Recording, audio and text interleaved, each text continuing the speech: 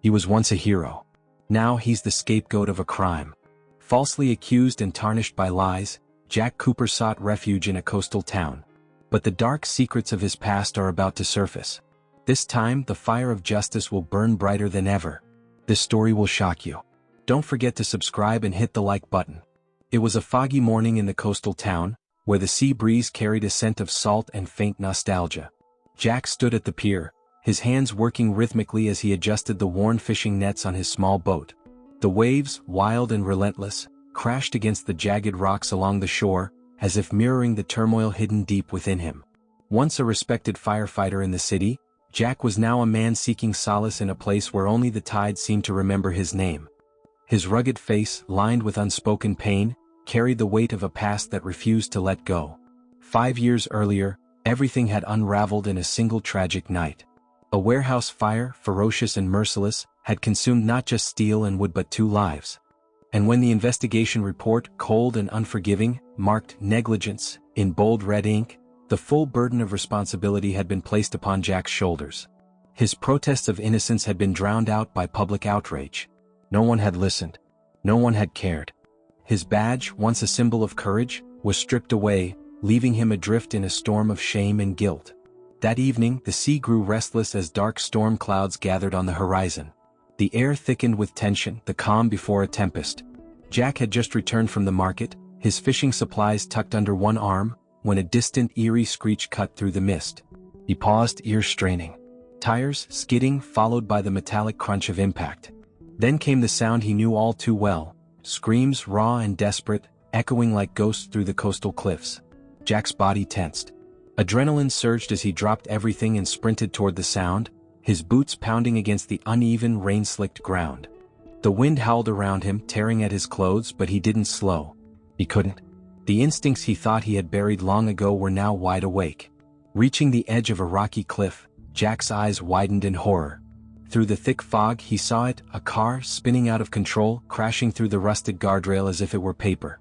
Time slowed. For a brief, haunting moment, the vehicle hung in the air, weightless and silent. Then gravity reclaimed it, and with a deafening splash, the car plunged into the churning sea below. White water surged violently, as though the ocean itself had become enraged. Jack scanned the scene, his heart hammering against his ribs. Movement inside the sinking car. He squinted and saw her. A young woman, barely visible through the water-streaked windows, clawed at the glass in panic. Her terrified eyes met his for a split second, and in that moment Jack knew he couldn't hesitate. If he did, she would die. He tore off his jacket, yanked off his boots, and took a deep breath. Without another thought, he dove headfirst into the frigid water. The cold was brutal, an icy vice that clamped down on his chest and robbed him of air. His lungs burned, and every muscle screamed in protest, but Jack had no time to dwell on the pain. He forced himself forward, his arms and legs slicing through the turbulent waves. The sea fought him at every turn, battering him with merciless force, but Jack's focus remained razor-sharp. Years of firefighting experience guided his every move. He knew how to push past fear, how to stay calm under pressure. The vehicle was sinking fast, dragged by unseen depths, and he had to reach it before it disappeared entirely. Finally, he reached the driver's side. The woman inside was weakening, her frantic movements slowing as water crept higher in the cabin. Jack pressed his face to the glass, his breath fogging the window as he assessed the situation. She was trapped, time was running out. Desperation surged through him, but he stayed focused. He needed a tool. His hand found a jagged rock near the seabed, slick and cold, but sharp enough for what he needed. With all his strength, Jack slammed the rock against the window. The first blow left only a faint crack. The second blow sent splinters of glass spider webbing across the surface. On the third, the window shattered, shards scattering into the depths. Water roared in, flooding the car in a torrent. Jack grabbed the woman's arm as she gasped and flailed in panic. He brought his face close to hers, signaling for her to hold her breath. Her eyes widened in fear, but she obeyed, sucking in one final gulp of air before the water swallowed them both. Jack tightened his grip and propelled them toward the surface, every ounce of strength focused on a single goal: survival. With quick precision, Jack reached into the vehicle, his hands trembling from both cold and urgency. His fingers found the buckle of the seatbelt and, with a forceful yank, freed it from the jammed clasp. Debris and tangled cords tugged at her limbs, but Jack gently guided her out of the sinking cabin, his eyes narrowing against the stinging salt water. She clung to him weakly, her movements growing sluggish. The car groaned ominously beneath them, sinking deeper as the currents grew more violent. The ocean pulled and pushed like a living beast, dragging them toward the depths with every swell. Jack gritted his teeth and powered upward, kicking furiously against the undertow. His lungs screamed for air, but he didn't stop. Every stroke, every ounce of effort, was a race against suffocation. Just as his vision began to blur, he broke through the surface with a desperate gasp, filling his burning lungs with cold, stinging air. The storm winds shrieked like banshees across the darkened shore. Sheets of rain lashed at them, obscuring the faint glow of the town's lights in the distance. The waves, relentless and churning, tried to drag them back under. Jack fought against them with every fiber of his being, the woman's limp form cradled tightly in his arms. "Hold on," he muttered between gasps, though the words were lost to the wind. His limbs, leaden and trembling from the cold, obeyed on sheer willpower alone as he swam toward the rocky shore. The world narrowed to the rhythm of survival, one breath, one stroke, one heartbeat at a time. Finally, his feet found purchase on the sandy seabed. He staggered forward, stumbling onto the wet sand and collapsing to his knees. The woman slipped from his grasp as he gently lowered her onto the shore. Jack's chest heaved, each ragged breath tearing at his throat. His muscles burned with exhaustion, but he knew he couldn't stop, not yet. Rain pelted his face as he bent over her motionless body. Her pale skin, glistening with seawater, was eerily still. Jack swallowed hard, forcing the panic to the back of his mind. He had been here before in countless emergencies, and he knew what he had to do. "Stay with me," he whispered hoarsely, though he wasn't sure if the words were for her or himself. He positioned his hands over her chest and began compressions, counting steadily despite the ache in his arms. Each push felt like an eternity, but he didn't dare falter. After a cycle of compressions, he leaned down, sealing his lips over hers to deliver 2 rescue breaths. The storm howled in his ears, but he focused only on the rise and fall of her chest. "Come on. Breathe," he pleaded, his voice strained and desperate. He resumed chest compressions, fighting the gnawing fear that he might be too late. Time stretched into a torturous blur.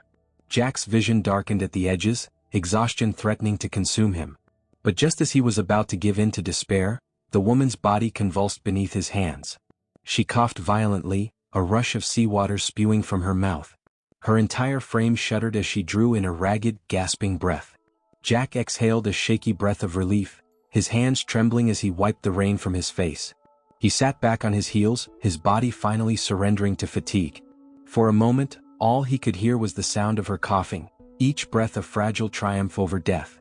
The woman's eyes fluttered open, unfocused and glassy. Slowly they found Jack's face. For a heartbeat, the storm seemed to fade into the background, leaving only the two of them in that fleeting moment of connection. "Thank you," she whispered faintly, her voice barely audible over the wind.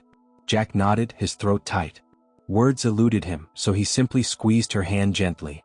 The storm raged on, lightning splitting the sky in jagged bursts, but Jack felt a strange, calming stillness settle over him. He had saved her. After years of torment and doubt, he had trusted his instincts again, and it had made all the difference. His gaze drifted to the distant cliffs where the shattered guardrail still loomed like a specter. He knew the police and rescue services would arrive soon, but for now all that mattered was that she was alive. Jack took a deep breath, grounding himself in the present. This was a new beginning, one he hadn't realized he needed. With renewed determination, Jack helped the woman sit up slowly. "You're safe now," he said softly. "We'll get you somewhere warm." She nodded weakly, her eyes never leaving his. For the first time in years, Jack felt a flicker of something he hadn't dared to hope for: redemption. The woman, Emily, turned out to be more than a passing stranger. Officially, she had come to the quiet coastal town under the guise of writing a novel, a story about isolation and redemption inspired by the wild beauty of the sea. But beneath that facade lay a different motive. Emily was a journalist, a relentless seeker of truth, and she was secretly on the lookout for stories that could spark her next major report. Jack's story had found her instead. At first, her curiosity was purely personal. But when she heard fragments of whispered rumors around town, about the disgraced firefighter who kept to himself, her professional instincts sharpened. She couldn't ignore the mystery surrounding Jack. She needed to know more. One chilly evening, the wind howled through the cliffs outside as Emily sat in Jack's modest cabin, warming herself beside the crackling wood stove. The room was sparsely decorated, its walls lined with signs of a life long buried. Her gaze fell upon a series of faded photographs, Jack in his prime wearing his firefighter uniform with quiet pride. He stood shoulder to shoulder with his former colleagues, their smiles frozen in time. The image felt almost like a ghost of another man, someone who had once carried hope and purpose in his eyes. "Why did you stop fighting?" Emily asked softly, her voice a careful mix of sympathy and intrigue. Jack stiffened. The question, though gently posed, hit like a blow to his chest. For a long moment he said nothing, his eyes distant. Finally he rose and walked to a dusty shelf, pulling out an old folder. Its edges were frayed from years of neglect, but the contents inside were pristine, preserved like evidence waiting for justice. "This," he said quietly, handing it to her. "This is why." Emily opened the folder and carefully examined the document. It was the fire report, the one that had ruined Jack's life. Her eyes narrowed as she read through its cold, bureaucratic lines.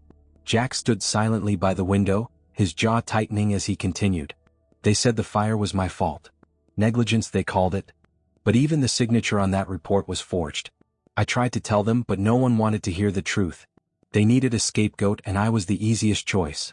Emily frowned, her fingers tracing the bold red ink that marked him as guilty. "This is a serious injustice," she whispered, anger bubbling beneath her calm demeanor. "Jack, you deserve to be heard. This isn't just an accident, it's a cover-up." Jack let out a bitter laugh and shook his head. "People don't care about the truth. Once their minds are made up, there's no changing them. It's easier for everyone if I stay the villain in their story." But Emily wasn't so easily deterred. As she continued to study the report, a sense of purpose gripped her. This wasn't just a story, it was a chance to expose a deep-rooted corruption.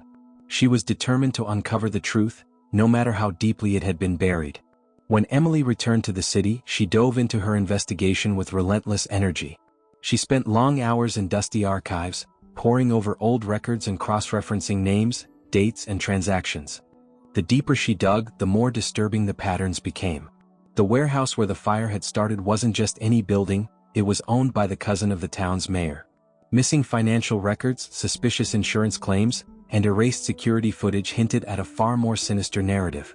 The evidence pointed to a deliberate act of arson, meant to cover up years of embezzlement and illegal dealings. As Emily pressed further, she uncovered another damning revelation. The fire report itself had been sabotaged. The fire chief who had silenced Jack's protests had done so under direct orders from the mayor, who feared that the truth would expose his network of corruption. Emily knew she couldn't do this alone. She enlisted the help of her father's law firm to compile and solidify the evidence. With their support, she built an airtight case that would not only clear Jack's name but also bring the guilty parties to justice.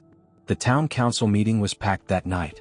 The storm outside mirrored the tension in the room, lightning flickering ominously through the windows. Emily stood at the front, her expression calm but resolute. Jack sat near the back, his hands clenched in silent anticipation. When the mayor called for public concerns, Emily rose. "I have something the entire community needs to hear," she announced, her voice steady despite the weight of what she was about to reveal. The murmurs in the room fell silent as she continued. 5 years ago, Jack Cooper was wrongfully accused of causing a fire that took 2 lives. The truth is, those who condemned him did so to bury their own crimes. Gasps echoed across the chamber. The mayor paled, his composure slipping as Emily projected the evidence onto the screen. Falsified signatures, missing financial records, and reports of erased footage filled the air like a damning chorus. The weight of the truth was undeniable. "I have proof," she declared, "that this fire was a deliberate act, orchestrated to cover up embezzlement and corruption. And those responsible have hidden behind lies for too long." Law enforcement officers stepped forward as the mayor stammered in protest. Moments later he was placed under arrest, the room erupting in stunned disbelief. Jack watched it all unfold, his breath finally steadying after years of suffocating under false accusations. As the mayor was led away in handcuffs, a wave of relief washed over him. The weight he had carried for so long was finally lifting. Emily approached him, her eyes soft with understanding. "You're free now, Jack," she said quietly. He nodded, unable to find the right words. Instead he simply whispered, "Thank you." For the first time in years, Jack felt something he thought he had lost forever: hope. He wasn't just a man running from his past anymore. He was someone who had been redeemed by the truth. Months later, the town gathered under a bright, cloudless sky for a day that would forever be etched in its history. The fire station, once a silent reminder of tragedy and scandal, now stood renewed and proud. Red banners fluttered gently in the breeze as the crowd murmured in anticipation. Children waved small flags and local officials stood near the podium, their expressions solemn but hopeful. Today wasn't just about reopening a fire station, it was a moment of healing for the entire community. Jack stood near the front, dressed in a crisp, ceremonial uniform, a mix of pride and disbelief etched across his face. His journey had come full circle, but it still felt surreal. He caught sight of his reflection in one of the station's polished fire truck windows. The man looking back at him was stronger now, no longer weighed down by guilt, but shaped by resilience. The new fire chief, a woman known for her integrity and fairness, stepped forward with a smile. She held Jack's badge in her hands, its silver surface glinting under the warm sunlight. The crowd fell silent as she spoke. Today we honor not only the reopening of this fire station but the truth that brought us here. Jack Cooper served with bravery and honor. He was wronged, but his strength and the support of those who believed in him have brought justice to light. Today we return to him what was always rightfully his. The chief approached Jack and pinned the badge to his chest with careful precision. A wave of applause erupted as Jack stood tall, his eyes glistening with unshed tears. The badge was more than just a symbol of his profession, it was a testament to his redemption and the truth that had finally been acknowledged. As the crowd cheered, Jack scanned the sea of faces until his eyes landed on Emily. She stood near the back, her arms crossed casually as a proud smile lit up her face. Her presence grounded him in a way few things ever had. He made his way through the crowd toward her, his heartbeat steady and full of quiet certainty. When he reached her, he didn't hesitate. He gently took her hand in his and looked into her eyes with a sincerity that went beyond words. "You didn't just save my life, Emily," he said softly. "You believed in me when no one else did. You gave me back something I thought I'd lost forever." Emily's smile softened, her eyes shimmering with unspoken emotion. She squeezed his hand gently, as if silently telling him that she would always stand by his side. Then, without warning, she leaned in and kissed him softly. It wasn't a dramatic gesture but a quiet, profound moment of connection. The breeze around them carried the scent of the sea and the echoes of a town's rebirth. Nothing more needed to be said. Later, as they walked along the pier, Emily opened up about a part of her past that she had kept hidden until now. Her voice was low but steady. "I lost my sister in a fire when I was 17, she admitted. "It was one of those senseless accidents no one could explain. I remember feeling powerless. Like justice was something we would never get. That's why I became a journalist. I thought if I could find the truth in other stories, maybe I could make peace with my own." Jack listened quietly, his gaze never leaving hers. He reached out, brushing a strand of hair from her face. "You've done more than that," he said gently. "You've given people like me a second chance." For both of them, this journey had been about more than clearing Jack's name. It had been a way of confronting the ghosts that had haunted their lives. And now those ghosts no longer held power over them. Years passed and the town flourished. Its history, once marred by scandal and injustice, became a story of courage and renewal. The town's new library became a cornerstone of that legacy, a place where knowledge and truth could thrive. At the entrance, a plaque was mounted, engraved with the words, "The greatest fires are those of injustice. To those who extinguish them, we offer our eternal respect." Jack continued to serve as the town's fire captain, his reputation restored and his heart finally at peace.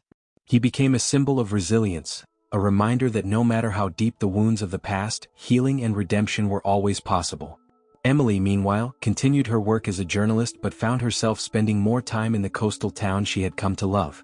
Together, she and Jack built a life rooted in trust, compassion, and shared purpose. On foggy mornings, Jack would sometimes stand at the pier, gazing out at the horizon. But now the weight he once carried was gone. Beside him, Emily would slip her hand into his, a quiet reminder that he was never alone. And with each sunrise they moved forward together, two souls who had found light in the darkest of places. Don't forget to subscribe and like for more incredible stories.